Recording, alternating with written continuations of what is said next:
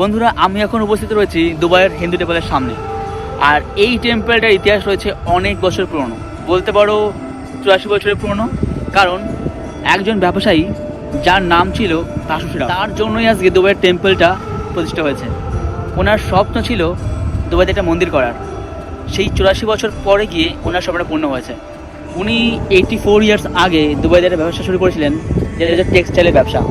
আর সেই ব্যবসায় উনি খুবই লাভবান হচ্ছিলেন, কিন্তু ওনার স্বপ্ন ছিল একটা টেম্পল করা দুবাইয়ের মধ্যে। 84 বছর পরে গিয়ে 2022 সালে গিয়ে স্বপ্নটা পূর্ণ হয়েছে তার। দেখতে পাচ্ছ এখন সেই মন্দিরের সামনে রয়েছে আমি, যার নাম রয়েছে দুবাইয়ের হিন্দু টেম্পল। কিন্তু তার সেই টেম্পলটার স্বপ্ন পূর্ণ করেছিল তার ছেলে রাজু সিরাম।